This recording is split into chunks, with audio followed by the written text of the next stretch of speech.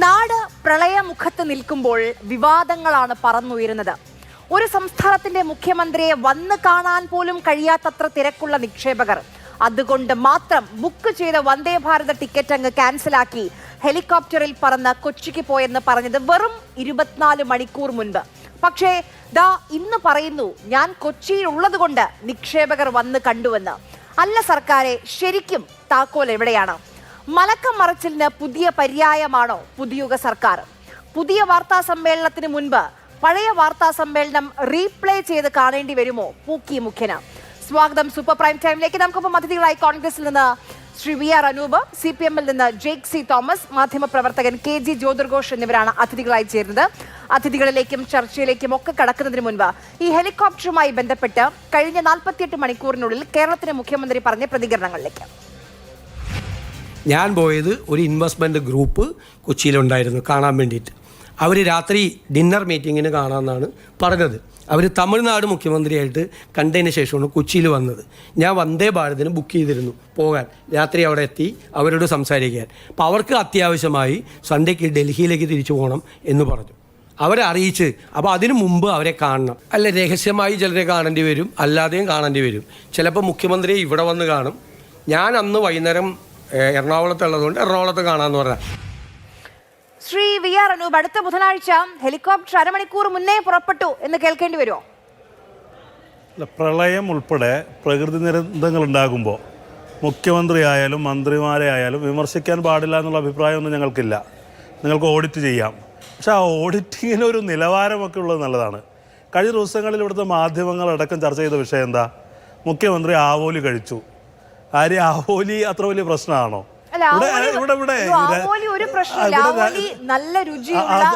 നല്ല രുചിയുള്ള ഒരു മീനാണ്, വറുത്താൽ നല്ല ടേസ്റ്റ് ആണ്, ഞാൻ അംഗീകരിക്കുന്നു. പക്ഷേ കേരളത്തിൽ ഒരു ആയുസിന്റെ അധ്വാനം മുഴുവൻ വെള്ളത്തിൽ പോയി മനുഷ്യർ ക്യാമ്പുകളിലേക്ക് പായുമ്പോൾ കേരളത്തിലെ മുഖ്യമന്ത്രി ആവോലി തിന്നുന്നതിൽ ഒരു ചെറിയ കുഴപ്പമുണ്ടെന്ന് എനിക്ക് തോന്നുന്നു. അല്ല ആര്യ, അതിനകത്ത് ആവോലി കഴിക്കുന്ന ദൃശ്യം പോലും ഇല്ലല്ലോ. ഒരു വീട്ടിലേക്ക് ഭക്ഷണം കൊടുക്കുമ്പോൾ അവരെന്തൊക്കെ ഒരുക്കണം എന്നുള്ള അവരുടെ ചോയ്സ് അല്ലേ. ഇവിടെ ഞാൻ ഈ ചർച്ച ആ തരത്തിലേക്ക് നീട്ടിക്കൊണ്ടുപോകാൻ ഞാൻ പറഞ്ഞ സ്ഥിതിക്ക് ഞാൻ പറയാം. കേരളത്തിൽ ജില്ലാ സെക്രട്ടറിയുടെ വീട്ടിൽ മീൻ കൊടുത്തപ്പോൾ ചൂരയാണ് നെയ്മീൻ അല്ലാത്തതിന്റെ പേരിൽ പിണങ്ങി പോയൊരു മുഖ്യമന്ത്രി കേരളത്തിൽ ഉണ്ടായിട്ടുണ്ട് കേട്ടോ.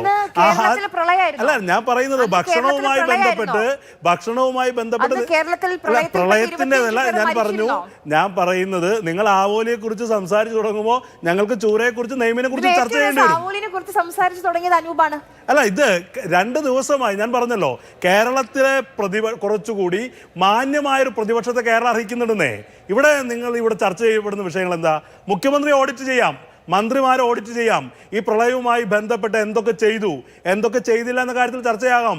പക്ഷേ ഇവിടെ ചർച്ച ചെയ്യപ്പെടുന്ന വിഷയങ്ങളുടെ വ്യാപ്തി എന്താ? ഈ വിഷയങ്ങൾ എന്താ? കേരളത്തിൻ്റെ മുഖ്യമന്ത്രി ഭക്ഷണം കഴിച്ചതാണോ പ്രശ്നം? ഇവിടെ അടിസ്ഥാനപരമായി നിങ്ങൾ ചോദിക്കേണ്ട ചോദ്യങ്ങൾ ഉയർത്തുന്നതിന് പകരം കേരളത്തിലെ പ്രതിപക്ഷം വലിയൊരു വിഷയദൗർലഭ്യം നേരിടുന്നു എന്നുള്ള പ്രശ്നം. മുഖ്യമന്ത്രിയെയും മന്ത്രിമാരെയും വിമർശിക്കാൻ പാടില്ല, വിമർശനത്തിന് അതീതരാണ്. പ്രളയ സമയത്ത് കേരളത്തിൻ്റെ മുഖ്യമന്ത്രി കേരളത്തെ താങ്ങിപ്പിടിച്ച് കൊണ്ടുപോകുന്ന ഒരാളാണ്, അതിമാനുഷനാണെന്നുള്ള അവകാശവാദങ്ങളൊന്നും ഒരു ഘട്ടത്തിലും ഞങ്ങൾ ഉയർത്തിയിട്ടില്ല. പക്ഷേ വിമർശനങ്ങൾക്കൊരു നിലവാരം വേണം, വിമർശനങ്ങൾക്ക് പാലിക്കേണ്ട ഒരു മിനിമം മാന്യത വേണം. ഹെലികോപ്റ്റർ അങ്ങോട്ട് പോയി കണ്ടതാണ്, അതിലേക്ക് അനൂപ് വരാത്തതിനെ കൊണ്ട് അനൂപ് ഹെലികോപ്റ്റർ ആവോലിയിലേക്ക് മാറ്റി. അതുകൊണ്ട് ഹെലികോപ്റ്ററിലേക്ക് വരാൻ ഒരു ബുദ്ധിമുട്ടുമില്ല. ഞാൻ കഴിഞ്ഞ കുറച്ച് ദിവസമായി ഇവിടെ ഉന്നയിക്കപ്പെടുന്ന വിഷയങ്ങളുടെ അർത്ഥശൂന്യത ചൂണ്ടിക്കാണിച്ചെന്ന് മാത്രമേ ഉള്ളൂ. ഒരു കാര്യം കൂടി ഞാൻ പറയാം. ഇവിടെ ബൈമി എ കോഫി എന്ന് പറയുന്നത് കാപ്പിക്കട ഉദ്ഘാടനത്തിന് പോയി എന്ന് പറഞ്ഞ ആളുകളാ. മാതൃഭൂമിയല്ല, അത് ഞങ്ങളുടെ എല്ലാം എന്റെ തലയിലേക്ക് ഞാൻ പറയുന്നത് ആര് പറഞ്ഞു എന്നോ മാതൃഭൂമി പറഞ്ഞു എന്നല്ല.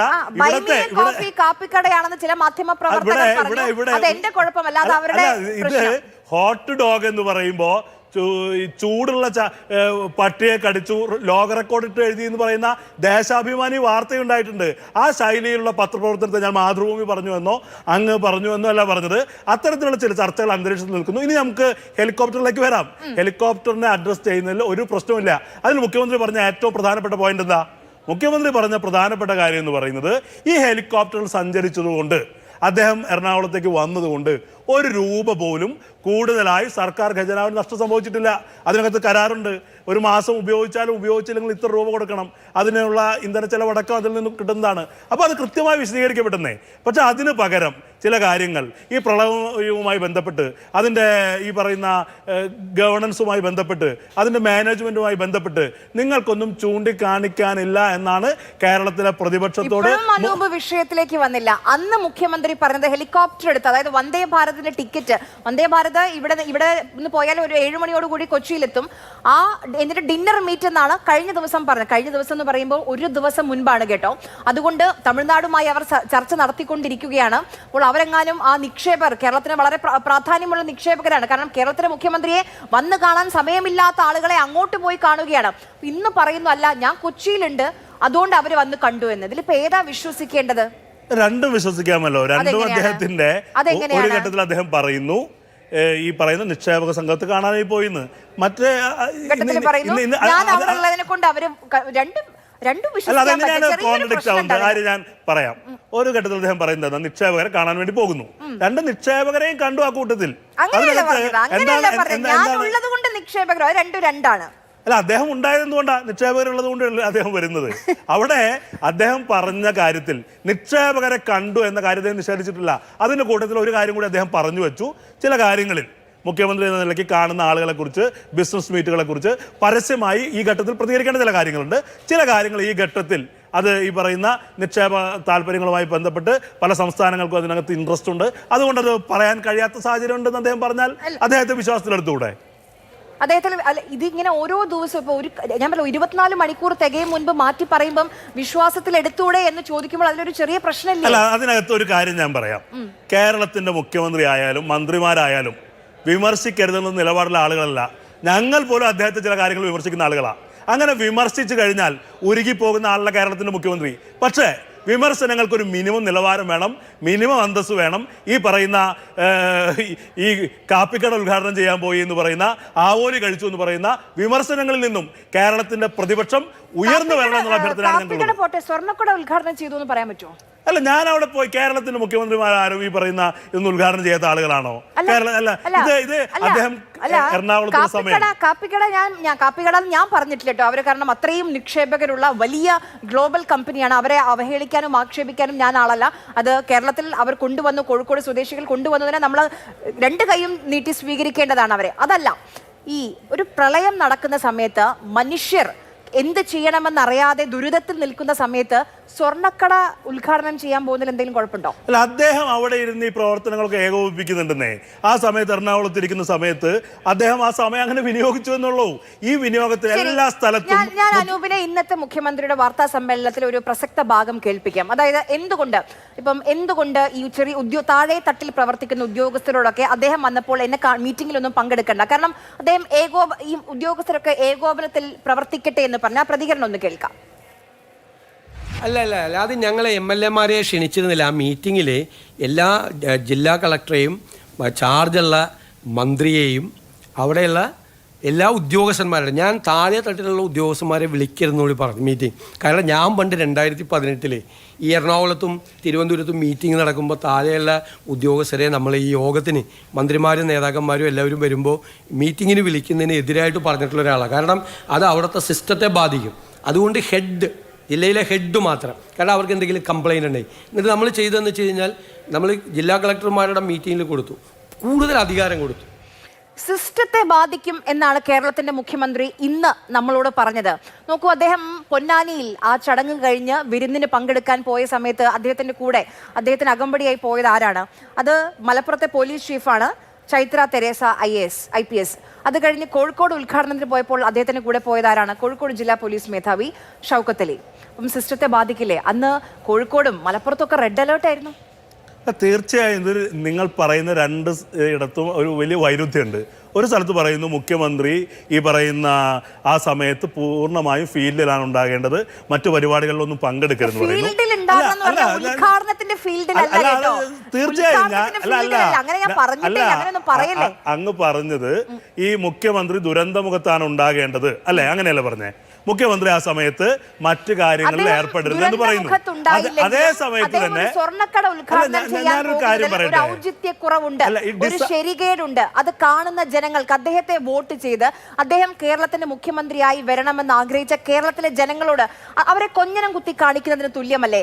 ഞങ്ങൾ വോട്ട് ചെയ്തു, നിങ്ങളെ അധികാരത്തിലെത്തി, മുഖ്യമന്ത്രി കസേരയിലേക്ക് പോലും വി ഡി സതീശൻ എത്തിച്ചു. എന്നിട്ട് ഒരു ദുരിതം ഉണ്ടാകുമ്പോൾ, കേരളത്തിന്റെ ജനങ്ങൾ ഒരു ദുരിതം അനുഭവിക്കുമ്പോൾ, നേരത്തെ പറഞ്ഞ ആവോലി കഴിക്കുന്ന ചിത്രം അവർ കാണുമ്പോൾ അവർക്ക് വേദനിക്കില്ലേ? അനൂപിന് എന്ത് തോന്നുന്നു? ഇപ്പൊ നമ്മുടെ കുടുംബത്തിൽ ഒരു മരണം നടന്ന നമ്മൾ വീട്ടിലെ ഈ നമ്മുടെ മറ്റേതെങ്കിലും വീട്ടിൽ പോയിട്ട് വിഭവസമൃദ്ധമായ ഭക്ഷണം കഴിക്കാൻ പോവോ? അല്ല, ഈ വിഭവസമൃദ്ധമായ ഭക്ഷണം എന്നൊക്കെ പറഞ്ഞ അങ്ങനെ ഒരു നരേഷനിൽ എന്താ അർത്ഥം? അദ്ദേഹം അവിടെ സി ഹരിദാസ് എന്ന് പറയുന്ന അവിടുത്തെ ഏറ്റവും സീനിയറായ ഒരു മുൻ MP ആയ മുൻ MLA ആയ ആളുടെ വീട്ടിലേക്ക് പോകുന്നു. എന്നിട്ട് 3 മണിക്കാണ് ഭക്ഷണം കഴിക്കുന്നത്. ഇപ്പോൾ ഭക്ഷണം കഴിക്കുന്ന ആളുകൾ ഒരു വീട്ടിൽ ഭക്ഷണം കഴിച്ചു കഴിഞ്ഞാൽ, പ്രത്യേകിച്ച് മുഖ്യമന്ത്രി ആവേണ്ട ഒരു വിരുന്നുകാരൻ വരുമ്പോൾ ഉണ്ടാക്കേണ്ട ഒരു വിഭവങ്ങൾ, ആ ഭാഗത്ത് ഉണ്ടാക്കുന്ന വിഭവങ്ങളിരുന്നു. അദ്ദേഹം എന്ത് കഴിച്ചു എന്ന് പോലും നമുക്കറിയില്ല. അപ്പോൾ അദ്ദേഹം 3 മണി കഴിഞ്ഞ് വൈകി കഴിച്ച ഒരു ഭക്ഷണത്തെയാണ് ഈ വിവാദത്തിന്റെ കേന്ദ്രബിന്ദുവാക്കുന്നത്.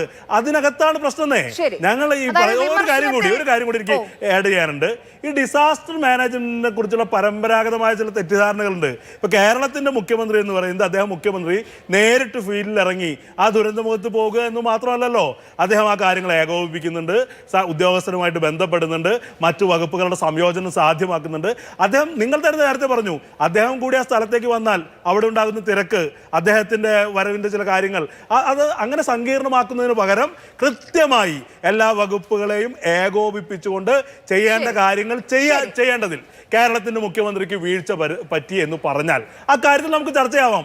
അതിന് പകരം അദ്ദേഹം അവിടെ വീട്ടിൽ പോയി ഭക്ഷണം കഴിച്ചു, അത് ആവോലിയായി, കാപ്പിക്കട, ഇത് മാറ്റിവെക്കണം. ശരി, ശ്രീ ജേക്സി തോമസ്, ശ്രീ വി.ആർ. അനൂപ് പറയുന്ന കാര്യം, കുറച്ചുകൂടി നല്ല പ്രതിപക്ഷം വി ഡി സതീശൻ സർക്കാർ അർഹിക്കുന്നുണ്ട്. വിഷയദാരിദ്ര്യമാണ് നിങ്ങൾക്ക്, അതുകൊണ്ടാണ് മുഖ്യമന്ത്രിയുടെ ഭക്ഷണത്തെ പോലും നിങ്ങൾ അതിന് നേരെ പോലും നിങ്ങൾ വിരൽ ചൂണ്ടുന്നതെന്നാണ്.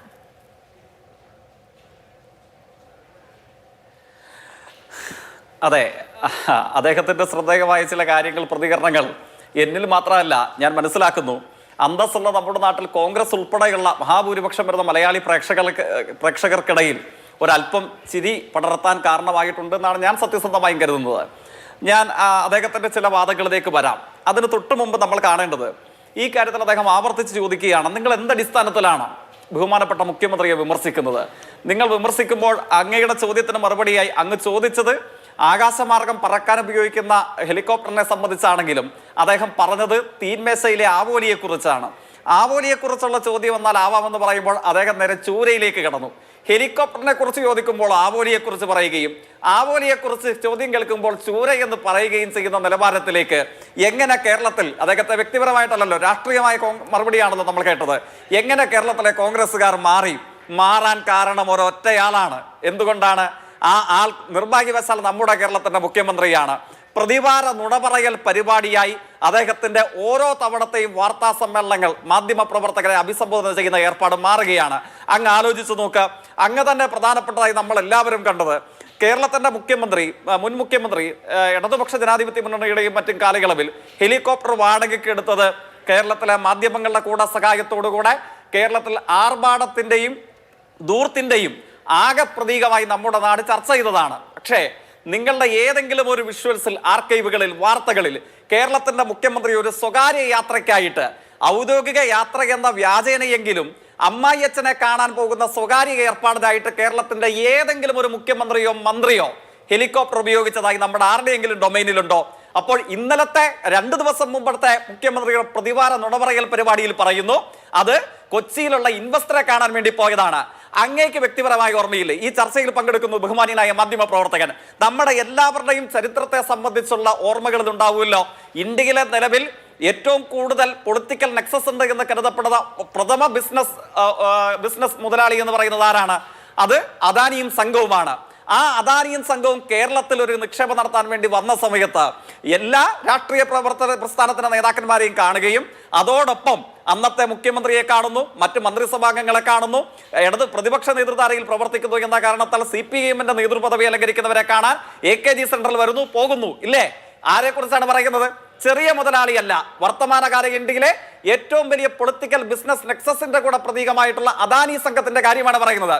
ഇതിനേക്കാൾ വലിയ മുതലാളിയാണോ മുഖ്യമന്ത്രിയെ ഞാൻ വരച്ച വരയിൽ, ഞാൻ വിളിക്കുന്ന സമയത്ത്, ഞാൻ പറയുന്ന സ്പോട്ടിൽ വിളിച്ചു വരത്തി കാണാൻ കേരളത്തിന്റെ മുഖ്യമന്ത്രിയെ അങ്ങനെ വിലക്കെടുക്കാൻ കഴിയുന്ന മുതലാളി ഏതാണ്?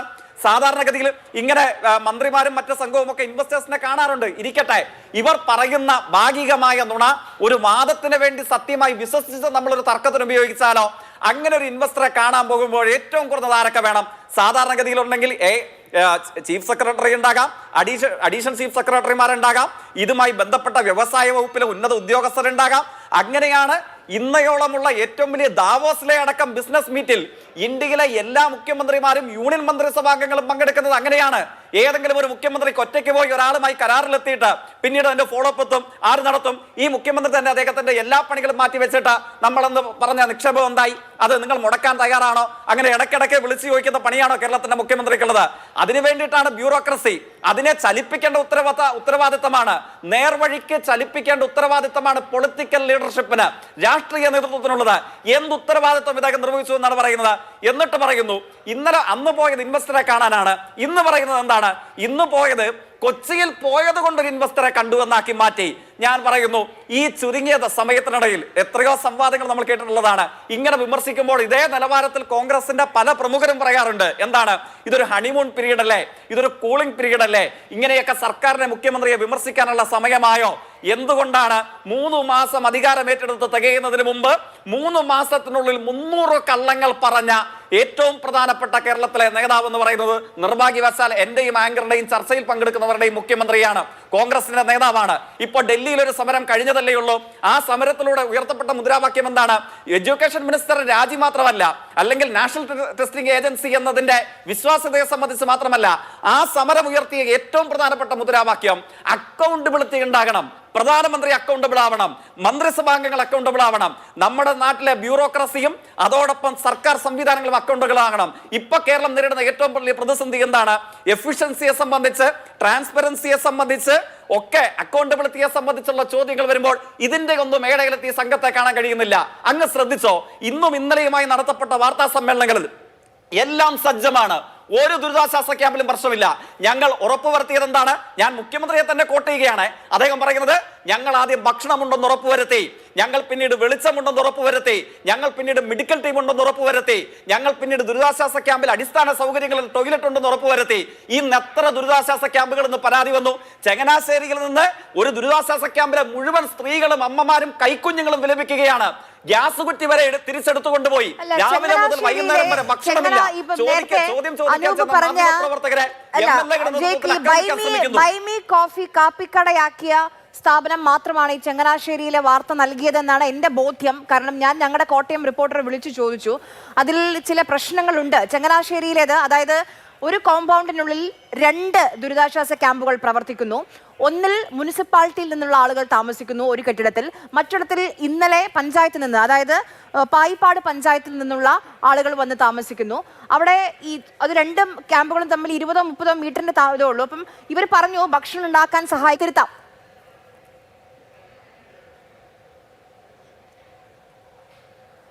ചങ്ങനാശ്ശേരി വിഷയത്തിൽ അങ്ങനെയല്ല. ഞാൻ മനസ്സിലാക്കുന്നത് ചങ്ങനാശ്ശേരിയിൽ ടൗൺ LP സ്കൂളിൽ പ്രവർത്തിക്കുന്ന ദുരിതാശ്വാസ ക്യാമ്പിലാണ് അനേകം ആളുകൾ. നമ്മൾ അത് സംബന്ധിച്ച് പുറത്തേക്ക് വന്ന ദൃശ്യങ്ങളുണ്ടല്ലോ, ദൃശ്യങ്ങൾ എന്തായാലും നമ്മൾ പറയില്ലല്ലോ. ആ ദൃശ്യങ്ങളിൽ പെട്ട സ്ത്രീകൾ പറയുന്ന കൺസേൺ പ്രധാനപ്പെട്ടതല്ലേ? അങ്ങനെയുണ്ടെങ്കിൽ എന്തിനു വേണ്ടിയിട്ടാണ് അവിടുത്തെ ഉത്തരവാദിത്തപ്പെട്ട ഉദ്യോഗസ്ഥരും മറ്റു സംഘങ്ങളും രാവിലെ കൊണ്ടുവന്ന് ഗ്യാസ് കുറ്റി ഉൾപ്പെടെയുള്ള സാധന സാമഗ്രികൾ ക്രമീകരിച്ചത്? പിന്നെ എന്തിനു വേണ്ടിയിട്ടാണ് ഒരു മുന്നറിയിപ്പും കൂടെ അത് എടുത്തുകൊണ്ടുപോയത്? പിന്നെ എന്തടിസ്ഥാനത്തിലാണ് പരാതി പറഞ്ഞവരെ MLA സംഘവും ഭീഷണിപ്പെടുത്താൻ ശ്രമിച്ചത്? പിന്നെ എന്തടിസ്ഥാനത്തിലാണ് ചോദ്യം ചോദിക്കാൻ ചെന്ന റിപ്പോർട്ടറെ സംഘത്തെയും ഭീഷണിപ്പെടുത്താൻ വേണ്ടി ശ്രമിച്ചത്? അത് മാത്രമാണോ? ഈ കാര്യങ്ങൾ അടക്കം ഞാൻ പറയുമല്ലോ. ഇപ്പോഴത്തെ മുഖ്യമന്ത്രി 2021 പുതിയ ഗവൺമെന്റ് അധികാരത്തിൽ വന്ന സമയത്ത് ഏറ്റവും വലിയ പ്രളയമാണല്ലോ കേരളം. ഒരു നൂറ്റാണ്ടിൽ കേരളം കണ്ട ഏറ്റവും വലിയ പ്രളയമാണ് 2018 അന്ന് മുഖ്യമന്ത്രി സഖാവ് പിണറായിയെ കുറിച്ച് ഇപ്പോഴത്തെ മുഖ്യമന്ത്രി പറഞ്ഞ കമന്റ് എന്താണ്? ഈ ഇതുമായി ബന്ധപ്പെട്ട് പറവൂരിലും പ്രദേശത്തുമാണ് ഏറ്റവും വലിയ ദുരന്തമുണ്ടായത്. ഞാൻ വിളിച്ചാൽ ഏറ്റവും കൂടുതൽ തവണ ഫോൺ എടുക്കുന്നത്, ആ സെക്കൻഡിൽ ഫോൺ എടുക്കുന്നത് മുഖ്യമന്ത്രി സഖാവ് പിണറായി വിജയനാണ്. അല്ലെങ്കിൽ 10 മിനിറ്റിനകം എന്നെ തിരിച്ചു വിളിക്കും. അങ്ങയുടെ വാർത്താ സംഘം, ആ കുട്ടനാട് MLA ഈ മധ്യ കേരളത്തിൽ ഏറ്റവും വലിയ ദുരിതമുണ്ടായ സ്ഥലം കുട്ടനാടാണോ? അതിലൊരു പ്രശ്നമുണ്ട്.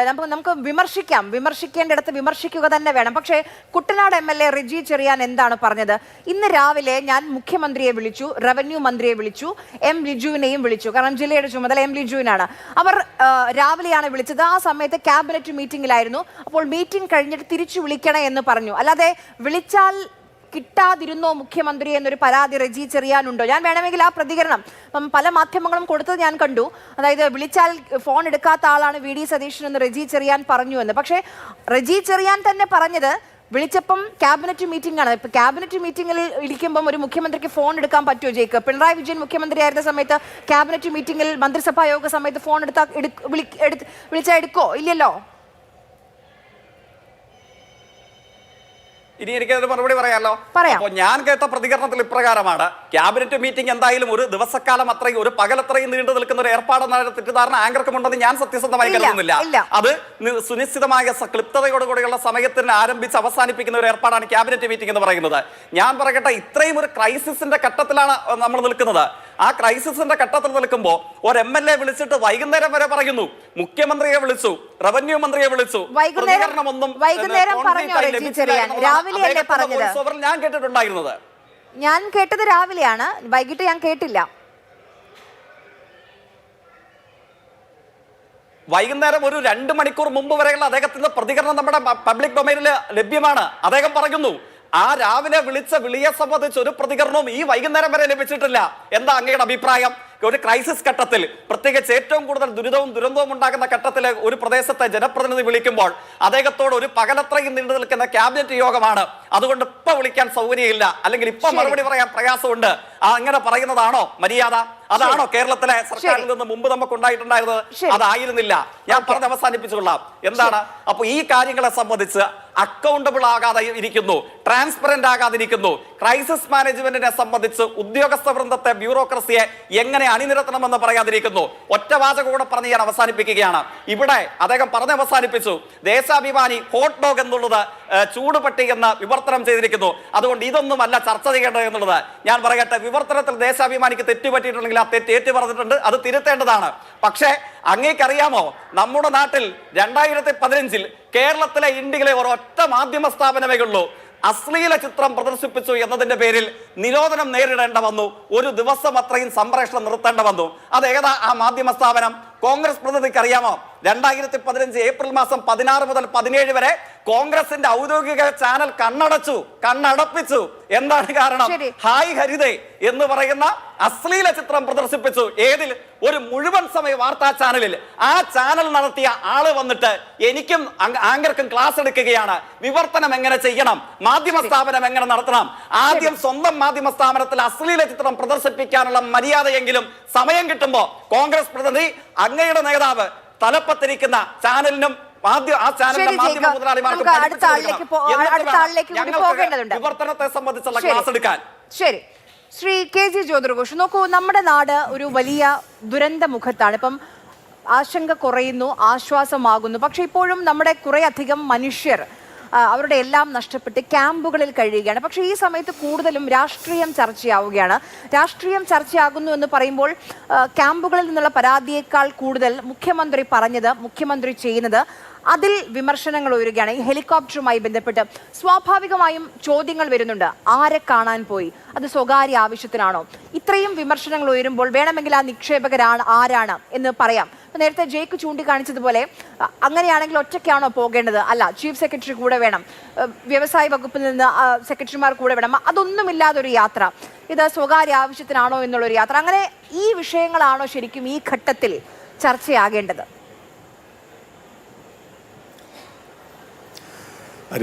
നമ്മൾ ഈ ചർച്ച നടത്തുന്നതിന് മുമ്പ് നമ്മളൊരു കാര്യം ആലോചിക്കണം. നമ്മൾ ഈ രക്ഷാപ്രവർത്തകൻ കണ്ണൂർ ചെറുപുഴയിൽ മരിച്ച രാജേഷിൻ്റെ ശവസംസ്കാരം കഴിഞ്ഞിട്ടേ ഉള്ളൂ. ആ രാജേഷിൻ്റെ വീട്ടിലൊരു പക്ഷേ ആരും TV വയ്ക്കുന്നുണ്ടാവില്ലായിരിക്കാം.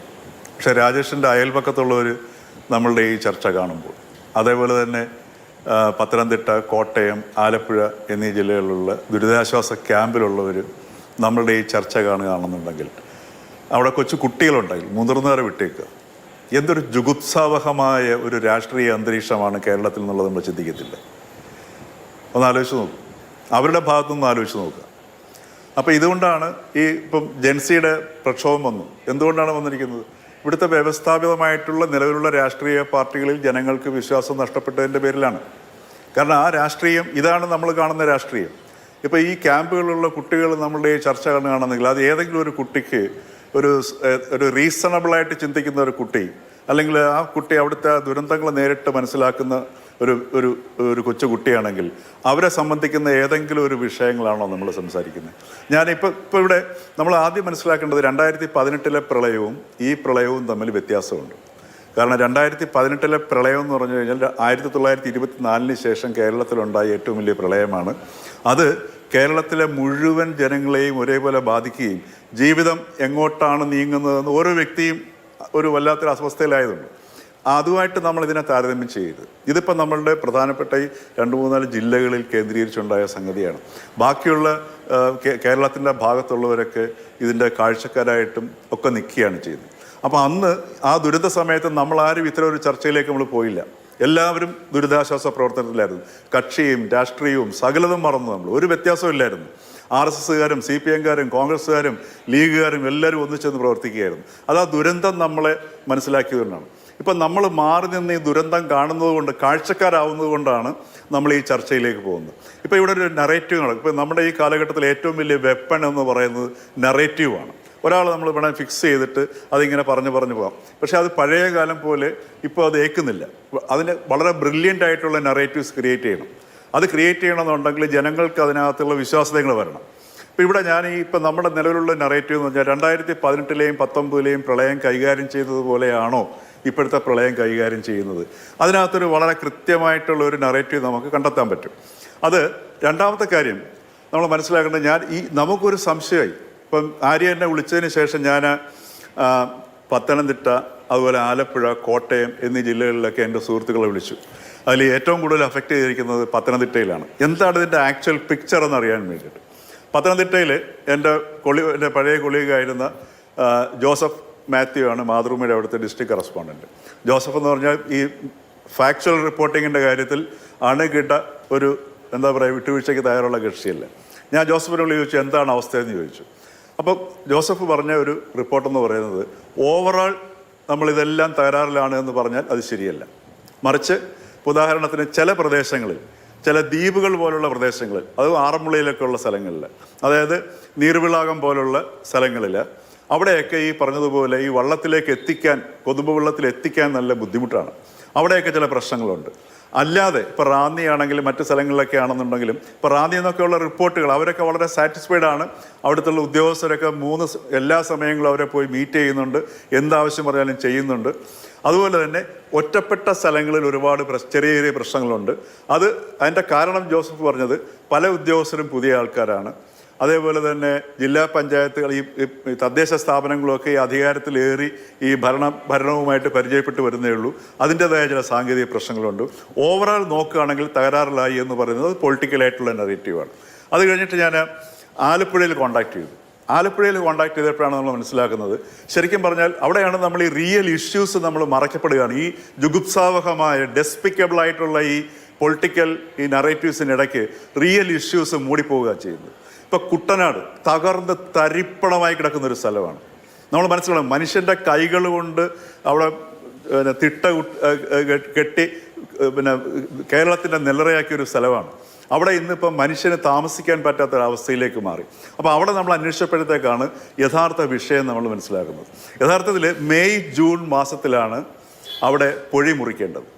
പക്ഷേ അവിടെ ഇപ്പോൾ പൊഴി മുറിക്കുന്നത് ഇന്നലെ മുതൽ, അതായത് ഇന്നിപ്പോൾ രമേശ് ചെന്നിത്തലയിലേക്ക് ഒന്ന് പറഞ്ഞു അവിടെ പൊഴിമുറിപ്പ് തുടങ്ങിയെന്ന് പറയുന്നു. അപ്പോൾ അവിടെ അതിന് മാത്രമല്ല, അതിന് മുമ്പ് തന്നെ ലീഡ് ചാനലിലെ വേസ്റ്റ് മാറ്റണം, എങ്കിലേ ഈ വെള്ളം ഒഴുകി വരത്തുള്ളൂ. ഈ സ്പിൽവേയിലൂടെ തുറന്നു കഴിഞ്ഞാലും വെള്ളം വരണമെന്നുണ്ടെങ്കിൽ ലീഡ് ചാനലിലെ വേസ്റ്റ് മാറ്റണം. അതുപോലെ പൊഴി നന്നായിട്ട് മുറിക്കണം. മാത്രമല്ല ഇത് ചെയ്തില്ല എന്ന് മാത്രം. ഒന്ന് ആലോചിച്ച് നോക്കൂ, മെയ് ജൂൺ മാസത്തിൽ ചെയ്യേണ്ടത് അത് അവിടുത്തെ ജില്ലാധികാരികളുടെ പ്രശ്നമാണ്, അല്ലെങ്കിൽ അവിടുത്തെ ഡിസ്ട്രിക്ട് കളക്ടറാണ് അതിന് ഉത്തരവാദി. അത് എന്തുകൊണ്ടെന്ന് നോക്കുമ്പോഴത്തേക്ക് അവിടെ മറ്റു ചില പ്രശ്നങ്ങളുണ്ട്, സാമൂഹികമായ പ്രശ്നങ്ങൾ, കരിമണൽ നീക്കവുമായിട്ട് ബന്ധപ്പെട്ട പ്രശ്നങ്ങൾ, പ്രതിഷേധങ്ങൾ, ഇങ്ങനെയൊക്കെയുള്ള കുറേ സാമൂഹികമായ വിഷയങ്ങളും ഇതിന് തടസ്സമാകാൻ കാരണമായിട്ടുണ്ടാകാം. അതേപോലെ തന്നെ ഈ പറഞ്ഞതുപോലെ മറ്റൊരു വിഷയം കൂടെ അവിടെ സംഭവിച്ചിട്ടുണ്ട്. ഇതിപ്പോൾ പൗർണമി കഴിഞ്ഞ സമയമാണ്. പൗർണമി കഴിഞ്ഞപ്പോഴത്തേക്ക് ഈ ഒഴുകി വന്ന പമ്പയാണെങ്കിൽ നിറഞ്ഞു കിടക്കുകയാണ്. അതിൻ്റെ അടിഭാഗം നിറഞ്ഞു കിടക്കുന്നു, ഡാമുകളുടെ അടിഭാഗം നിറഞ്ഞു കിടക്കുന്നു. അവിടെ റൂമില്ല, റിവറിനും റൂമില്ല, ഡാമിനും റൂമില്ല. അതുകൊണ്ടാണ് ഇത്രയും വലിയ വെള്ളപ്പൊക്കം ഉണ്ടാകുന്നത്. എന്നിട്ട് ഈ പമ്പയിൽ നിന്ന് ഒഴുകി വന്ന വെള്ളത്തിൻ്റെ 3 ഇരട്ടി ഉയരത്തിലാണ് കടലിൻ്റെ നിലനിൽക്കുന്നത്. അപ്പോൾ സ്വാഭാവികമായിട്ടും ഈ പൊഴിയെ ചെറിയ തോതിൽ ഒഴുകി പോകുന്ന വെള്ളം പോലും വളരെ ചെറിയൊരു ഇടുക്കിലൂടെയാണ് ഈ സ്പിൽവേയിലൂടെ വെള്ളം ഒഴുകി പോകുന്നത്. അത് ഒഴുകി പോകുന്നത് പോലും അവിടെ ഇടിച്ചു നിൽക്കുകയായിരുന്നു. കാരണം കടൽ വളരെ മുകളിൽ നിൽക്കുക, വേലിയേറ്റം കാരണം. അപ്പോൾ ഇത്തരത്തിലുള്ള ഒരുപാട് ഫാക്ടേഴ്സ് ഉണ്ട്. ഇതൊക്കെ നമുക്കറിയാവുന്നതാണ്. ഞാനൊരു ചെറിയ ഇടവേള എടുത്ത് വളരെ പെട്ടെന്ന് തിരിച്ചു വരാം. ചർച്ചയിലേക്ക് തിരികെ സ്വാഗതം. ശ്രീ വി ആർ അനൂപ്, ഇപ്പോൾ കേരളത്തിലെ പ്രതിപക്ഷം ചോദിക്കുന്ന ഒരു ചോദ്യം, നേരത്തെ ജയിക്കും അത് ഉന്നയിച്ചു. ആരാണ് ഇത്രയും വലിയ നിക്ഷേപകർ? കേരളത്തിന്റെ മുഖ്യമന്ത്രിയെ ഇങ്ങോട്ട് വന്ന് കാണാൻ കഴിയാത്തത്ര വലിയ നിക്ഷേപകർ ആരാണ്? എൻ്റെ ബഹുമാന്യ സ്നേഹിതൻ, പ്രമുഖ ചിന്തകൻ കൂടിയായ ജേക്സി തോമസ് പറയുന്നത് എൻ്റെ ഈ ചർച്ച കണ്ട് സ്വാഭാവികമായും ആളുകൾ ചിരിക്കുമെന്നാണ്. തീർച്ചയായും അദ്ദേഹത്തിന് ചിരി വരുന്നുണ്ടായിരിക്കാം. അങ്ങനെ ചിരിക്കാനുള്ള സ്വാതന്ത്ര്യം അദ്ദേഹത്തിനുണ്ട്. പക്ഷേ ഒരു കാര്യം അദ്ദേഹം ഓർക്കണം, സമീപകാലത്ത് സലീം കുമാറിനേക്കാൾ കൂടുതൽ മലയാളികളെ ചിരിപ്പിച്ച ഒരാളാണ് ജേക്സി തോമസ്. അതിലേക്കൊന്നും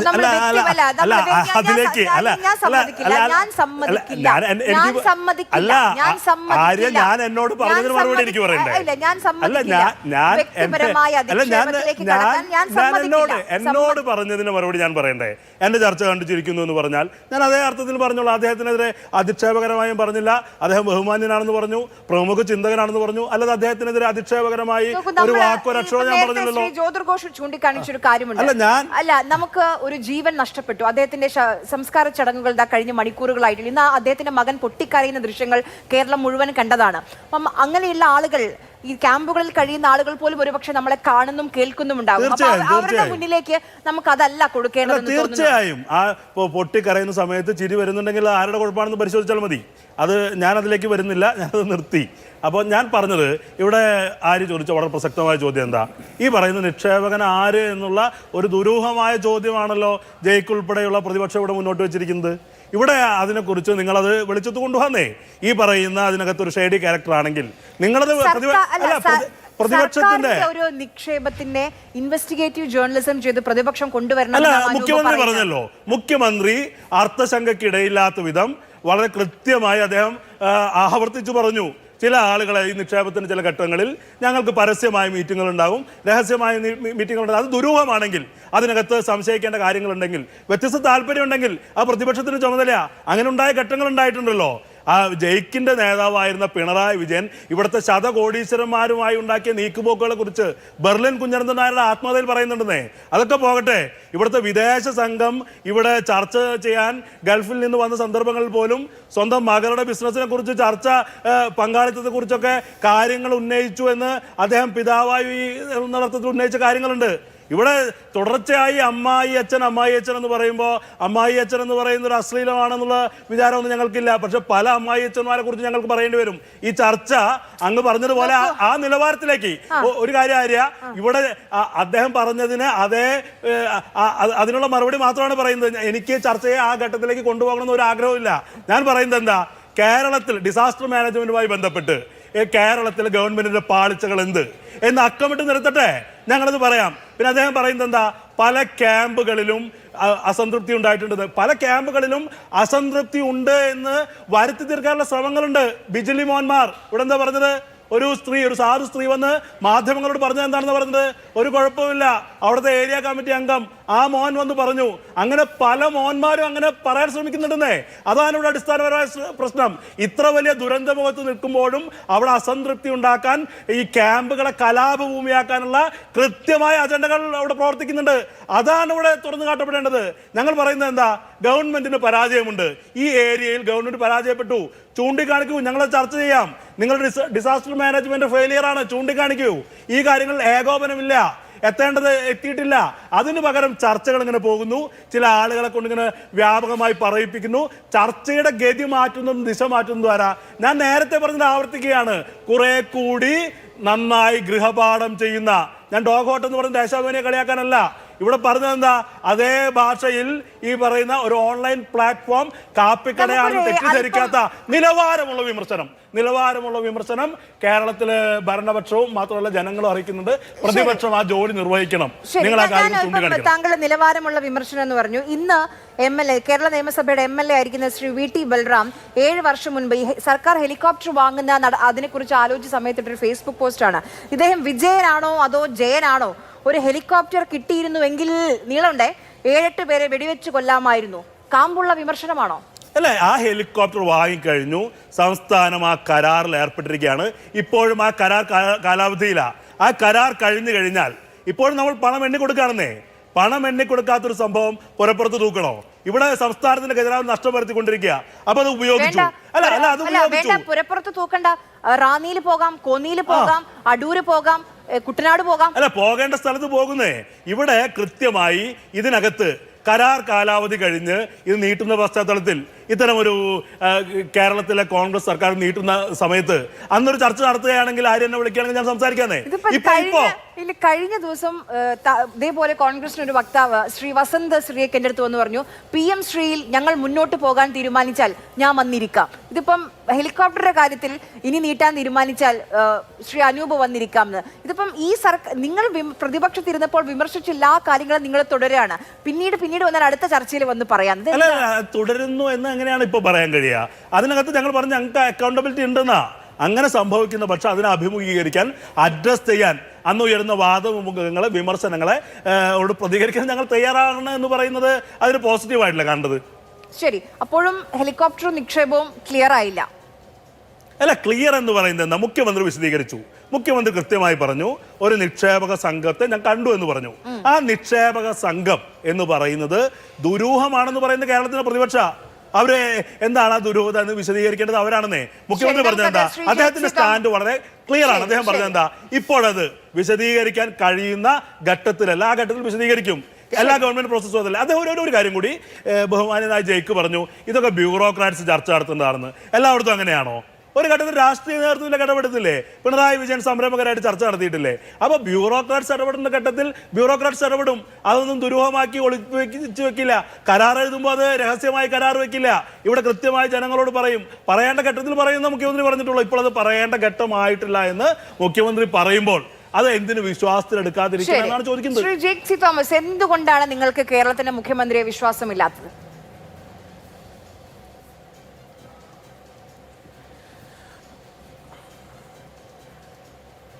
അതെ, ഞാൻ ആ ചോദ്യത്തിന്റെ മറുപടിയിലേക്ക് തന്നെ വരികയും ചെയ്യാം. പക്ഷേ കോൺഗ്രസിന്റെ ബഹുമാനീയനായ പ്രതിനിധി സംസാരിച്ച കുറച്ച് കാര്യങ്ങളുണ്ട്. ഒപ്പോൾ ചില ശ്രദ്ധേയമായ കാര്യങ്ങൾ നമ്മുടെ ബഹുമാനീയനായ കോപ്പാനലിസ്റ്റ് കൂടിയായിട്ടുള്ള ബഹുമാന്യ മാധ്യമ പ്രവർത്തകർ നമ്മളോട് പങ്കുവെക്കുകയും ചെയ്തു. അദ്ദേഹം സംസാരിച്ചാരംഭിച്ചത് എനിക്ക് തോന്നുന്നു കണ്ണൂർ പെരിങ്ങോത്ത് ചെറുപുഴയ്ക്ക് സമീപം രക്ഷാപ്രവർത്തനത്തിൽ ഏർപ്പെടവേ സ്വന്തം ലൈഫ് ജാക്കറ്റ് ഊരി മരണാസന്നനായി നിൽക്കുന്ന മറ്റൊരാൾക്ക് നൽകുകയും അതിനെ തുടർന്ന് ഒരു തരത്തിൽ രക്തസാക്ഷിത്വം വരികയും ചെയ്യേണ്ട വന്ന രാജേഷിനെ സംബന്ധിച്ചാണ് അദ്ദേഹം പറഞ്ഞാരംഭിച്ചത്. അദ്ദേഹം പറഞ്ഞാരംഭിച്ചത് വളരെ പ്രധാനപ്പെട്ട കാര്യമാണ്. പക്ഷേ അദ്ദേഹം ഈ സംവാദത്തിൽ ഞാനോ അല്ലെങ്കിൽ കോൺഗ്രസിന്റെ പ്രതിനിധി ഉന്നയിച്ചതാകെ അങ്ങേയറ്റം ഒരു രാഷ്ട്രീയം അല്ലെങ്കിൽ സങ്കുചിത രാഷ്ട്രീയത്തിന്റെ ഭാഗമായിട്ടുള്ള കാര്യങ്ങൾ മാത്രമാണ് എന്നൊരു അഭിപ്രായ പ്രകടനം അദ്ദേഹം നടത്തി. അതിനോട് വിയോജിക്കാതെ തരമില്ല. ഞാൻ മറ്റു കാര്യങ്ങളിലേക്ക് പോകുന്നില്ല. ഇതിനെ സംബന്ധിച്ച് ചോദിച്ചപ്പോൾ കോൺഗ്രസിന്റെ പ്രതിനിധി പറഞ്ഞു, ഞാൻ അദ്ദേഹത്തെ ഒന്ന് വ്യക്തിപരമായി ആക്ഷേപിച്ചു എന്ന്. ഞാൻ നല്ല ഉത്തമ ബോധ്യത്തോടുകൂടെ പറയട്ടെ, വേണമെങ്കിൽ ആ ഭാഗം ഒന്നുകൂടെ പ്ലേ ചെയ്താൽ അദ്ദേഹത്തിന്റെ സംശയം ദൂരീകരിക്കപ്പെടും. ഞാൻ പറയുന്നു, ഇതിനെ സംബന്ധിച്ചുള്ള കോൺഗ്രസിന്റെ രാഷ്ട്രീയ അഭിപ്രായം പറഞ്ഞ വ്യക്തിയാണ് അദ്ദേഹം. അദ്ദേഹത്തെ സംബന്ധിച്ചേ അല്ല, കോൺഗ്രസിന്റെ രാഷ്ട്രീയ അഭിപ്രായം പരിഹാസ്യമാണ്. അതാണ് ഞാൻ പറഞ്ഞത്. അതെന്റെ രാഷ്ട്രീയ വിമർശനമാണ്. അത് ഞാൻ ആവർത്തിച്ചുകൊണ്ടേയിരിക്കും. പക്ഷേ എൻ്റെ രാഷ്ട്രീയ വിമർശനം, കോൺഗ്രസിന്റെ രാഷ്ട്രീയ അഭിപ്രായം ഈ കാര്യത്തിൽ യുക്തിസഹമല്ല, പരിഹാസ്യമാണ് എന്ന രാഷ്ട്രീയ വിമർശനത്തെ അദ്ദേഹം നേരിട്ടത് എന്താണ്? അദ്ദേഹം ഏതോ ചലച്ചിത്ര താരത്തെയൊക്കെ ആയിട്ട് എന്നെ വ്യക്തിപരമായി ഉപമിക്കുകയാണ്. അത് അദ്ദേഹത്തിന്റെ നിലവാരം. ഞാൻ അദ്ദേഹത്തെ ആരുമായും ഉപയോഗിക്കാൻ തയ്യാറല്ല. അദ്ദേഹത്തിന്റെ പേര് പോലും എടുത്ത് ഈ ചർച്ചയിലെന്നല്ല ഒരു സംവാദത്തിലും പറയാറില്ല. ഈ ചർച്ചയിൽ ഒട്ടും, വിശേഷിച്ച് ഇദ്ദേഹത്തിന്റെ ഞാൻ പറയാനൊട്ട് ആഗ്രഹിക്കുന്നുമില്ല. അപ്പോൾ ചർച്ചയുടെ പൊതുമെറിട്ടിലേക്ക് വരാം. അദ്ദേഹം പറഞ്ഞത് എന്താണ്?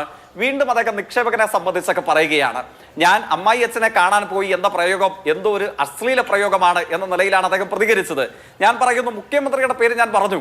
അദ്ദേഹത്തിന്റെ ഭാര്യ പിതാവ്, ഞാൻ മനസ്സിലാക്കുന്നു അദ്ദേഹത്തിന്റെ ബഹുമാനീയനായ മുഖ്യമന്ത്രിയുടെ ഭാര്യ പിതാവിന്റെ പേര് വേലായുധൻ എന്നുള്ളതാണ്.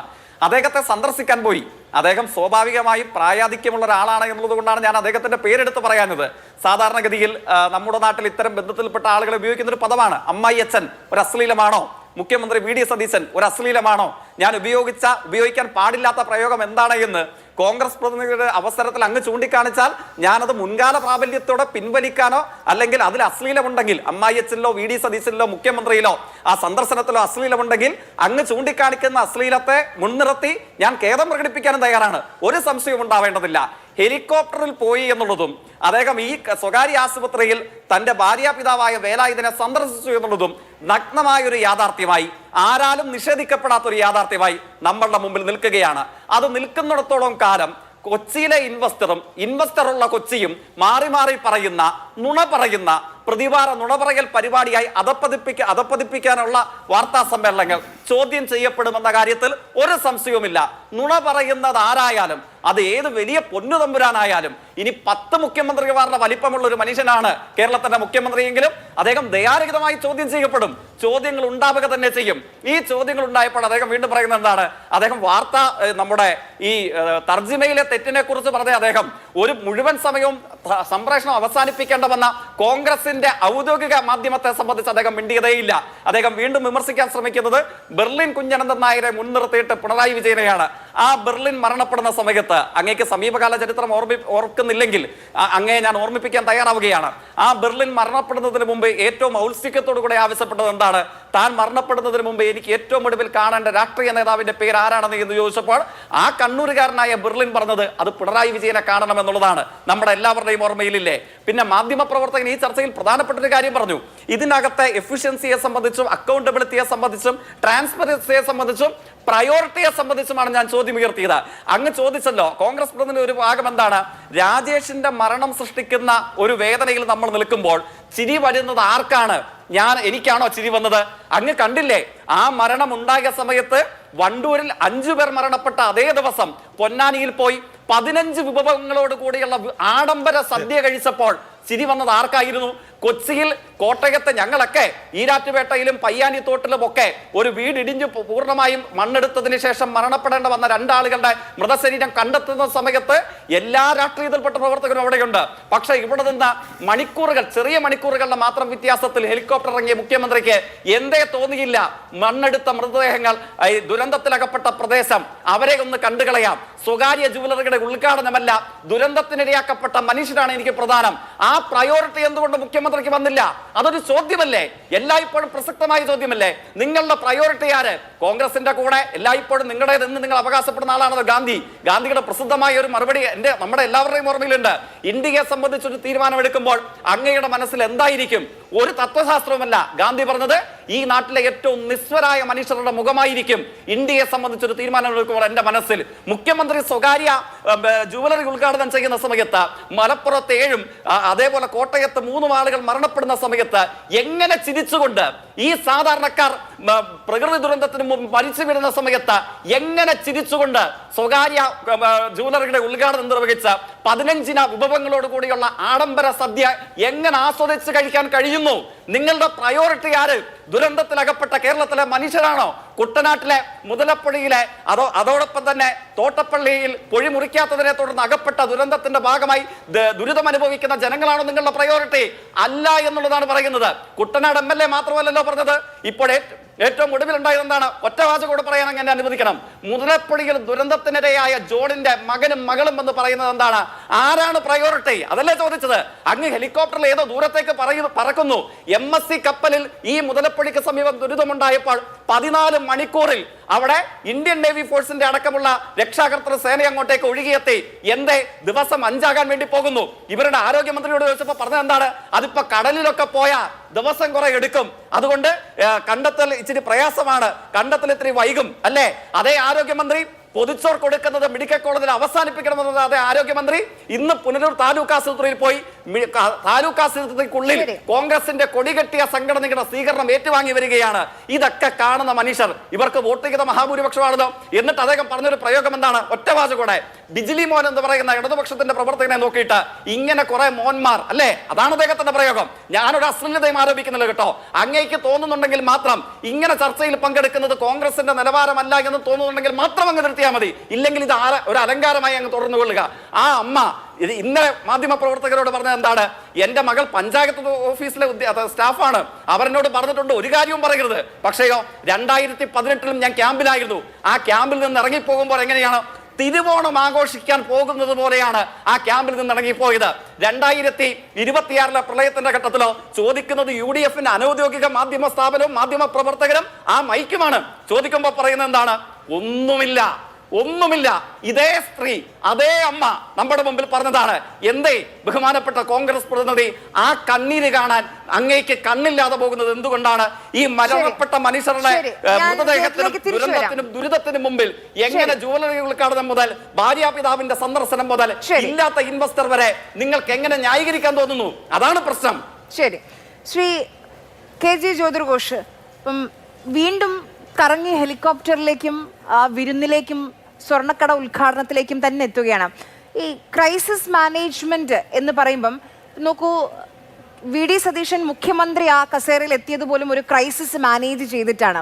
അപ്പം കേരളത്തിലെ ജനങ്ങൾ അത്രമേൽ ആഗ്രഹിച്ചിട്ട് മുഖ്യമന്ത്രി കസേരയിലേക്ക് എത്തിയ ഒരു വ്യക്തിയാണ് VD സതീശൻ.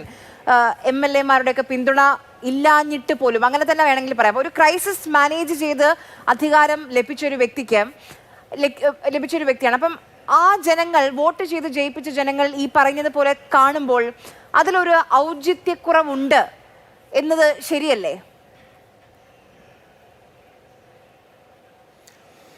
അത് ഔചിത്യക്കുറവുണ്ടോ എന്ന് ചോദിച്ചു കഴിഞ്ഞാൽ വേണമെങ്കിൽ നമുക്ക് ഔചിത്യക്കുറവുണ്ടെന്ന് പറയാം. അതല്ല എങ്കിൽ ഉദാഹരണത്തിന് അവിടെ ഏറ്റവും പ്രാധാന്യമെന്ന് പറയുന്ന ഒരു ദുരന്തം ഉണ്ടാകുമ്പോൾ ദുരന്ത മുഖത്തെ പ്രശ്നങ്ങൾ പരിഹരിക്കുക എന്നുള്ളത് തന്നെയാണ്. അതിപ്പോൾ നമ്മൾ ഈ മുഖ്യമന്ത്രിമാർ പോവുകയോ അതല്ലെങ്കിൽ മറ്റുള്ളവരൊക്കെ അവിടെ പ്രദേശത്തേക്ക് പോകുക എന്ന് വെച്ച് കഴിഞ്ഞാൽ അവിടുത്തെ സംവിധാനങ്ങൾ തന്നെ കുഴപ്പത്തിലാവും. പിന്നെ മറ്റൊരു കാര്യം, ഈ പറഞ്ഞതുപോലെ മുഖ്യമന്ത്രിയാണെങ്കിലും അധികൃതരാണെങ്കിലും ഇപ്പോൾ റാന്നിയിലെ ഒരു സ്ത്രീ പറയുന്നത് ഞാൻ കേട്ടു. അതായത് ആ ദുരിതാശ്വാസ ക്യാമ്പിലെ ആ ഉദ്യോഗസ്ഥർ വന്ന് 3 നേരവും തങ്ങളെടുത്ത് വന്ന ആവശ്യങ്ങൾ ചോദിക്കും. അപ്പോൾ ആ സ്ത്രീക്ക് ആ ഉദ്യോഗസ്ഥനെ കുറിച്ച് പറഞ്ഞിട്ട് മതിയാവുന്നില്ല. അപ്പോൾ ഇങ്ങനെ ഈ ദുരിതത്തിൽ അനുഭവിക്കുന്നവർക്ക് ചിലപ്പോൾ സ്വാഭാവികമായിട്ടും അവർ ഈ പറഞ്ഞ പോലെ അവരെ സംരക്ഷിക്കുന്ന ആൾക്കാരുണ്ടെന്ന് തോന്നുമ്പോൾ ഒരു ആത്മവിശ്വാസമൊക്കെ ഉണ്ടാവും. അങ്ങനെ നോക്കുമ്പോൾ ഔചിത്യം ഉണ്ടെന്ന് പറയാം. അതേ സമയത്ത് തന്നെ ഞാൻ പറഞ്ഞല്ലോ, ഇത് 2018 പ്രളയവുമായിട്ട് ഒരു കാരണവശാലും ഇതിനെ താരതമ്യം ചെയ്യരുത്. 2018 പ്രളയം മുഴുവൻ മലയാളികളും അത് നേരിട്ട് അനുഭവിച്ചതാണ്. ഇതിപ്പം മുഴുവൻ മലയാളികളും നേരിട്ട് അനുഭവിക്കും. നമ്മളെല്ലാം കാഴ്ചക്കാരായിട്ട് നിന്നുകൊണ്ടാണ് സംസാരിക്കുന്നത്. അപ്പോൾ അതുകൊണ്ടാണ് ഞാൻ പറഞ്ഞത്, അതുകൊണ്ടാണ് ഈ ഒരു പ്രശ്നം വരുന്നത്. ഉദാഹരണത്തിന് ഇപ്പോൾ ഈ കോഫി ഷോപ്പിൻ്റെ കാര്യം പറയുകയുണ്ടായി. അപ്പോൾ അത് ഉദ്ഘാടനം ചെയ്യാൻ പോയത് അത് മുൻകൂട്ടി നിശ്ചയിച്ചൊരു പ്രോഗ്രാമാണെന്ന് പറയുന്നു. അതൊക്കെ ഒരു മുഖ്യമന്ത്രിയുടെ ആ സമയത്തെ ഡിസിഷനാണ്. ചിലപ്പോൾ അത് ശരിയാകാം, തെറ്റാകാം. ഈ പറഞ്ഞതുപോലെ ഭക്ഷണത്തിന് ഒരു മുഖ്യമന്ത്രിയല്ല, നമ്മളുടെ വീട്ടിൽ തന്നെ ഒരു ഗസ്റ്റ് വരുമെന്ന് പറയുമ്പോൾ സ്വാഭാവികമായിട്ട് ഒരുക്കുന്നുണ്ടാവും. ഒരു മുഖ്യമന്ത്രി ഒരു പ്രാദേശികമായ ഭക്ഷണം കഴിക്കുന്നതിനെ വിമർശിക്കുന്നതിനപ്പുറം ഇപ്പം സ്വർണ്ണക്കടയുടെ ഉദ്ഘാടനം മാറ്റിവെക്കാൻ കഴിയുന്ന ഒരു കാര്യമാണ്. ഇപ്പം അദ്ദേഹം ഭക്ഷണം കഴിക്കേണ്ടെന്ന് ആരും കേരളത്തിലെ ജനങ്ങൾ ആരും പറയുന്നില്ല. പക്ഷേ ആ പൊന്നാനിയിലാണ് അദ്ദേഹം നിൽക്കുന്നത്. അതിന് തൊട്ടടുത്താണ് അന്ന് കടൽക്ഷോഭത്തിൽ 5 വീടുകൾ കടലെടുത്തു പോയത്. അവിടേക്ക് ചെല്ലാം, ഞാൻ കൂടെ ഉണ്ട് എന്നൊരു സന്ദേശം നൽകാം. അവിടെ പരാജയപ്പെട്ടു പോയില്ലേ എന്ന ചോദ്യമില്ലേ? അത് കഴിഞ്ഞ് പിറ്റേ ദിവസം സ്വർണ്ണക്കടയുടെ ഉദ്ഘാടനം എന്തിനാണ്? അത് മാറ്റിവെക്കാവുന്ന ഒരു കാര്യമല്ലേ? അവിടെ ഓൾറെഡി ധ്യാൻ ശ്രീനിവാസൻ ഉണ്ട്, അദ്ദേഹത്തിന് ഉദ്ഘാടനം ചെയ്യാം. പോട്ടെ, ഹൈബീഡൻ ഉണ്ട്, MP ഉണ്ട്, MLA ഉണ്ട്, അവർ ചെയ്തോട്ടെ എന്ന് വിചാരിച്ചൂടെ? മുഖ്യമന്ത്രിയെ ആ ദിവസം സ്വർണ്ണക്കട ഉദ്ഘാടനം ചെയ്ത് കാണാൻ കേരളത്തിലെ ജനങ്ങൾ ആഗ്രഹിക്കുന്നുണ്ടാവോ?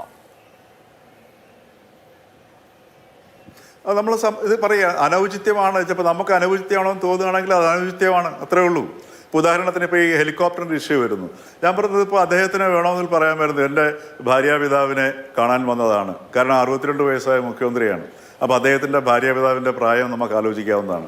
24/7 ഇപ്പോൾ എന്ത് തന്നെയാണെങ്കിലും ഈ മുഖ്യമന്ത്രി എത്ര തന്നെ നമുക്ക് വിമർശിക്കാമെങ്കിലും അദ്ദേഹം ഈ പറഞ്ഞതുപോലെ മുഴുവൻ സമയം നമ്മുടെ സ്റ്റേറ്റിൻ്റെ കാര്യങ്ങൾ ശ്രദ്ധിക്കാതെ പറ്റത്തില്ല. എത്ര തന്നെ അലസനായിട്ടിരുന്നാൽ പോലും ശ്രദ്ധിക്കാതെ പറ്റത്തില്ല. അപ്പോൾ ഈ മുഴുവൻ സമയം നമ്മളുടെ സ്റ്റേറ്റിൻ്റെ കാര്യത്തിൽ വ്യാപൃതനായിരിക്കുന്ന വ്യക്തി, അതേസമയത്ത് അദ്ദേഹം വ്യക്തി കൂടെയാണ്. എന്തുകൊണ്ട് ഈ പറഞ്ഞതുപോലെ ആ 2,80 ലക്ഷം രൂപ മാസം കൊടുക്കണം? ഇപ്പം കാറിനകത്ത് വരുന്നതിനെക്കാട്ടിലും അല്ലെങ്കിൽ ട്രെയിനിൽ വരുന്നതിനെക്കാട്ടിലും ലാഭമാണ് ആ ഹെലികോപ്റ്റർ എടുത്ത് വന്നിട്ട് പോകുന്നത്. സ്വാഭാവികമായിട്ടും നമ്മളുടെ ഈ കാര്യങ്ങൾ നോക്കുന്ന ആ മുഖ്യമന്ത്രിക്ക് അദ്ദേഹത്തിൻ്റെ ഒരു വ്യക്തി എന്ന നിലയിൽ അദ്ദേഹത്തിൻ്റെ ഭാര്യാപിതാവിനെ ഗുരുതരമായ അവസ്ഥയിൽ ആശുപത്രി കിടക്കുകയാണെങ്കിൽ വന്ന് കണ്ടിട്ട് പോകാൻ എന്താ കുഴപ്പം? അത് പറഞ്ഞാൽ അങ്ങനെയാണെങ്കിൽ അത് പറഞ്ഞാൽ മതിയായിരുന്നു. അതിനുള്ള യോഗ്യത അദ്ദേഹത്തിനുണ്ട്. കാര്യം എന്ന് വെച്ച് കഴിഞ്ഞാൽ നമ്മുടെ സ്റ്റേറ്റിൻ്റെ മുഖ്യമന്ത്രിയാണ്. അപ്പോൾ അദ്ദേഹത്തിൻ്റെ വ്യക്തിപരമായ കാര്യങ്ങൾ ടേക്ക് കെയർ ചെയ്യാൻ, അത് പ്രൊവൈഡ് ചെയ്യാൻ നമുക്കും അവകാശമുണ്ട്. അപ്പോൾ ഇവിടെ ഞാൻ പറഞ്ഞത് ഇത്തരം വിഷയങ്ങളിൽ ഇപ്പം മുഖ്യമന്ത്രി ഇത് പറഞ്ഞു, നമുക്ക് എങ്ങനെ നിശ്ചയിക്കാൻ പറ്റുക? അപ്പോൾ അദ്ദേഹം പറയുന്നു ഇൻവെസ്റ്ററെ കണ്ടു, ചില സമയങ്ങളിൽ അങ്ങനെ കാണേണ്ടി വരും, ചിലപ്പോൾ ഒരു 1-to-1 ടോക്ക് വേണ്ടി വരും. അദ്ദേഹം പറയുന്നു അങ്ങനെ കണ്ടു എന്ന് പറയുന്നു, നമുക്കത് കണ്ടില്ല എന്ന് നമുക്ക് പറയാൻ പറ്റുമോ? അല്ലെങ്കിൽ അദ്ദേഹം അതിൻ്റെ ആൾക്കാരുടെ പേര് പറയാൻ താല്പര്യപ്പെടുന്നില്ല, അത് പറയണം എന്ന് നമുക്ക് നിർബന്ധിക്കാൻ പറ്റുമോ? ഞാൻ പറഞ്ഞ ഇത്തരം വിഷയങ്ങളുടെ ഒരു പരിധിക്ക് അപ്പുറത്തേക്ക് പറഞ്ഞതുപോലെ നമുക്ക് അനൗചിത്യങ്ങളെന്നോ അതല്ലെങ്കിൽ ഏതെങ്കിലും മോശങ്ങളുണ്ടാകുന്നത് നമുക്ക് ചൂണ്ടിക്കാണിക്കാം. കാര്യം അത് ഭാവിയിൽ ഈ പറഞ്ഞതുപോലെ അതൊരു തിരുത്തൽ പ്രക്രിയയായിട്ടോ ഒരു തിരുത്തൽ സൂചനയായിട്ടോ അത് നിലകൊള്ളും. അല്ലാതെ നമ്മളിത് മറിച്ചിട്ട് ഒരു നറേറ്റീവ് ക്രിയേഷൻ്റെ ഭാഗമായിട്ട് നമ്മൾ ടാർഗറ്റ് ചെയ്ത് ചെയ്യുന്നത് അത് ശരിയല്ല. ഒന്നാമത്തെ കാര്യം എന്ന് വെച്ചാൽ 6 മാസമാകാതെ ഒരു മുഖ്യമന്ത്രിയെയോ അല്ലെങ്കിൽ ഒരു ഗവൺമെൻറ്റിൻ്റെയോ ഒരു പ്രവർത്തനത്തിന് നമ്മൾ വിലയിരുത്താൻ പോകരുത്. ചിലപ്പോൾ ഒരു പക്ഷേ അദ്ദേഹത്തിന് ഈ പറഞ്ഞ പോലെ ആദ്യമായിട്ടാണ് അദ്ദേഹം അധികാരത്തിലേക്ക് വരുന്നത്. മനുഷ്യനാണ്, ചിലപ്പോൾ തെറ്റുപറ്റിയേക്കാം, ചിലപ്പോൾ ഔചിത്യങ്ങൾ ചിലപ്പം തെറ്റിപ്പോയേക്കാം, ചിലപ്പോൾ ആ പറഞ്ഞതുപോലെ ഇപ്പം ഈ പറഞ്ഞതുപോലെ ഭക്ഷണം കഴിക്കാൻ പോകുന്നു. ആ ഭക്ഷണം കഴിക്കാൻ നോക്കുക, ഞാൻ 15 ഐറ്റം കണ്ടില്ല, ഞാൻ ആകെ എണ്ണിയത് ഈ മറ്റേ വീഡിയോയിൽ കണ്ട സംഗതിയാണ്. 6-7 മാക്സിമം 6-7 ആ ദിവസം ആ ചിത്രം നോക്കൂ. ഇപ്പൊ നേരത്തെ താങ്കൾ തന്നെ താങ്കൾ പറഞ്ഞൊരു കാര്യമുണ്ട്, ആ മരിച്ച വീട്ടിലെ ആളുകൾ TV കാണില്ലായിരിക്കും, പക്ഷെ സമീപത്തെ അയൽവാസികൾ കാണുന്നുണ്ടാവും. അതുപോലെ ക്യാമ്പിലെ ആളുകൾ ഇത് കാണുന്നുണ്ടാവില്ലേ? ഞങ്ങളുടെ എല്ലാം ഒരു വെള്ളത്തിൽ ഒലിച്ചു പോയി നിൽക്കുമ്പോൾ ഞങ്ങളുടെ മുഖ്യമന്ത്രി ഇത്രയും ആ തീന്മേശയ്ക്ക് മുന്നിൽ ഇരിക്കുന്ന ആ ദൃശ്യം കാണുമ്പോൾ അവർക്കൊരു വേദന ഉണ്ടാവില്ലേ? ഉണ്ടാവും, സ്വാഭാവികമായിട്ട് ഉണ്ടാവും. അവർക്കൊരു വേദന ഉണ്ടായിക്കഴിഞ്ഞാൽ അതിന് ന്യായീകരണമൊന്നുമില്ല. അപ്പൊ അത് ഈ മുഖ്യമന്ത്രി മനസ്സിലാക്കേണ്ടതാണ്. ഇത്തരം ഔചിത്യങ്ങൾ കേരളത്തിലെ ജനങ്ങൾ ശ്രദ്ധിക്കുന്നുണ്ട്. വളരെ പെട്ടെന്ന് തിരിച്ചു വരാം ചർച്ചയിലേക്ക്.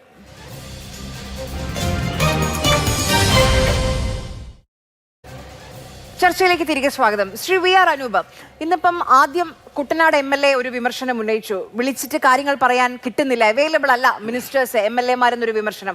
അത് കഴിഞ്ഞ് ജനീഷ് കുമാർ പറയുന്നു തന്നെ മുഖ്യമന്ത്രി വന്ന യോഗത്തിലേക്ക് പോലും തന്നെ വിളിച്ചില്ല. ഇപ്പൊ വൈകിയാണെങ്കിലും മുഖ്യമന്ത്രി പോയി, റാന്നിയിൽ പോയി, ആറന്മുളയിൽ പോയി, പക്ഷെ എന്തുകൊണ്ടാണ് അടൂരിലേക്ക് പോകാഞ്ഞത്, കോന്നിയിലേക്ക് പോകാഞ്ഞത്?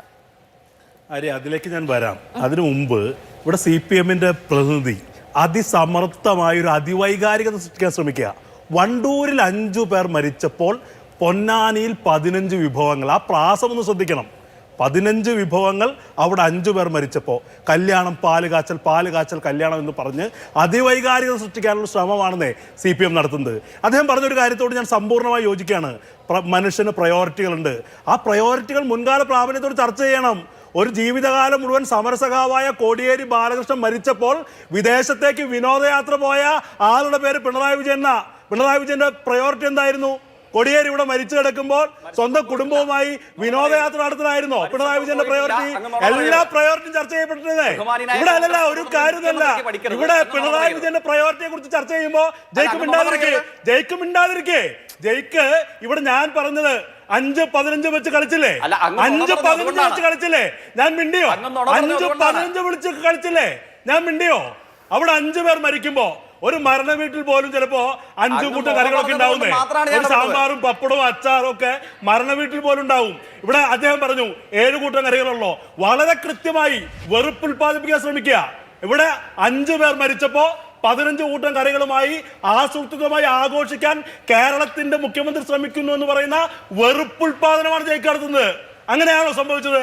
ഇവിടെ അദ്ദേഹത്തെ ഒരു വീട്ടിലേക്ക് ക്ഷണിക്കുന്നു. വീട്ടിലേക്ക് ക്ഷണിക്കുമ്പോ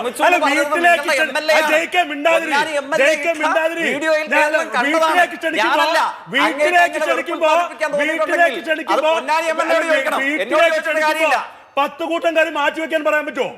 വീട്ടിലേക്ക് ക്ഷണിക്കുമ്പോ വെറുപ്പിൽ ആ വീട്ടുകാരോട് പറയാണ്, ആ വീട്ടുകാരോട് പറയാണ് 10 കൂട്ടം കറി മാറ്റി വെക്കണം. 5 പേർ മരിച്ചു എന്ന് പറയാൻ കഴിയുമോ ജയിക്ക്? എന്താണ് കരുതി കൂട്ടി വെറുപ്പുണ്ടാക്കുന്നത്, ആളുകളുടെ തെറ്റിദ്ധാരണ പരത്തുന്നത്? ഇവിടെ 5 പേർ മരിച്ചു, അന്ന് മുഖ്യമന്ത്രി 15 കൂട്ടം കഴിക്കരുത്, ഒരു 10 മാറ്റി വെക്കൂ എന്ന് പറഞ്ഞ് മുഖ്യമന്ത്രിക്ക് ആ തീന്മേശയിൽ ഇരിക്കാൻ പറ്റുമോ? കരുതി കൂട്ടിയിട്ട് താരതമ്യം നടത്തി അതിവൈകാരിക സൃഷ്ടിക്കല്ലേ? മറുപടി ഉണ്ടോ? എവിടെ പോയി പ്രയോറിറ്റി?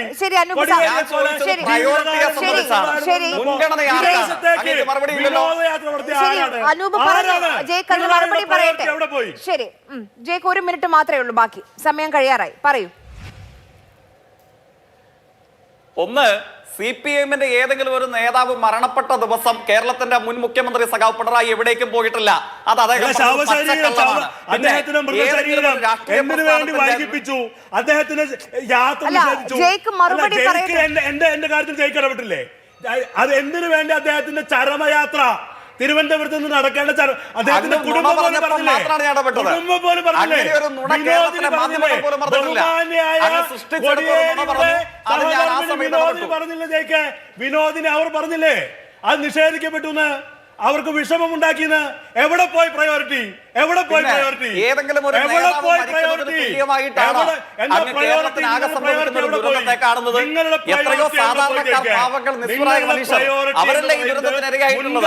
നൂറുകണക്കിന് വരുന്ന മനുഷ്യർ, ആയിരക്കണക്കിന് കുടുംബങ്ങൾ, ഇവർ ഇരകളാക്കപ്പെട്ട ഒരു ദുരന്തത്തിന്റെ മുമ്പിൽ സ്വകാര്യ മുതലാളികളുടെ ജൂലൈ ഉദ്ഘാടനം ചെയ്ത് ആഡംബര സദ്യ കഴിക്കുന്ന മുഖ്യമന്ത്രിയുടെ ചിത്രം വന്നപ്പോ ഞാൻ സ്വാഭാവികമായി ചോദിച്ചു, നിങ്ങളുടെ രാഷ്ട്രീയത്തിൽ പ്രയോറിറ്റി ആർക്കാണ്? നിങ്ങളുടെ സാമൂഹ്യ ക്രമത്തിൽ മുൻഗണന സാധാരണക്കാരായ മനുഷ്യർക്കാണോ? അവരുടെ ദുരിതത്തിനാണോ? അവരുടെ ദുരന്തത്തിനാണോ? അതോ സ്വകാര്യ മുതലാളികളുടെ സ്വർണ്ണക്കടയും അതിനോടൊപ്പം അനേകം കുടുംബങ്ങളുടെ ആഡംബര സദ്യയുമാണോ നിങ്ങളുടെ പ്രയോറിറ്റി, നിങ്ങളുടെ മുൻഗണന? ആ ചോദ്യത്തിന് അങ്ങേക്ക് മറുപടി ഇല്ലല്ലോ. ആ ചോദ്യത്തിന് അങ്ങേക്ക് മറുപടി ഇല്ലല്ലോ. ആ വാക്ക് പ്രധാനമാണ്, പ്രയോറിറ്റി. ജയ്ക്ക് അല്ല, അനൂപ് ചോദിച്ചുകൊണ്ടേ ഇരിക്കുകയാണ് അതേ ചോദ്യം. ജയ്ക്കിന്റെ മറുപടി ഒന്ന് കേൾക്കും.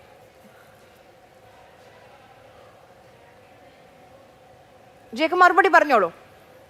ഞാൻ ഇത്രമേ പറഞ്ഞുള്ളൂ, ഞാൻ ഇത്രയേ ചോദിച്ചുള്ളൂ. നിങ്ങളുടെ രാഷ്ട്രീയത്തിൽ, നിങ്ങളുടെ സാമൂഹ്യ ചിന്തകളിൽ നിങ്ങൾ ആർക്കാണ് മുൻഗണന കൊടുക്കുന്നത്? കേരളത്തിൽ അനേകം ആളുകൾ മരണപ്പെടുന്നു. ആ ചുരുങ്ങിയത് 8 പേർ അന്ന് മരണപ്പെട്ടു. 8 പേർ ഒരൊറ്റ ദിവസം കേരളത്തിന്റെ വിവിധ സ്ഥലങ്ങളിൽ മരണപ്പെടുന്ന സമയത്ത് സ്വകാര്യ ജ്വല്ലറിയുടെ ഉദ്ഘാടനത്തിൽ പങ്കെടുത്ത് സുസ്മേരവദനായി ചലച്ചിത്ര താരത്തെയും കൂട്ടി നിർത്തി ചിത്രമെടുത്ത് അതും കഴിഞ്ഞ് ആഡംബര സദ്യയുണ്ട് ആഘോഷിക്കാൻ വേണ്ടി പൊന്നാനി MLA-യുടെ വീഡിയോ ദൃശ്യത്തിന്റെ പിന്തുണയോടുകൂടെ നടത്തപ്പെടുന്ന കാര്യങ്ങൾ പുറത്തേക്ക് വരുമ്പോൾ ഏത് മലയാളിയും ചോദിക്കില്ലേ, മലപ്പുറത്തും കോട്ടയത്തും തിരുവനന്തപുരത്തും മുതലപ്പുഴയിലും കുട്ടനാട്ടിലുമൊക്കെ ആയിരക്കണക്കിന് കുടുംബങ്ങൾ ദുരിതത്തിലകപ്പെടുമ്പോൾ നിങ്ങൾ ആർക്ക് മുൻഗണന കൊടുത്തു? നിങ്ങൾ ആർക്ക് പ്രയോറിറ്റി നൽകി? ഇതൊരു സ്വാഭാവിക ചോദ്യമല്ലേ? ആ ചോദ്യത്തിന് അങ്ങേക്ക് മറുപടിയില്ലല്ലോ. എന്തായിരുന്നു പിണറായിയുടെ പ്രയോറിറ്റി?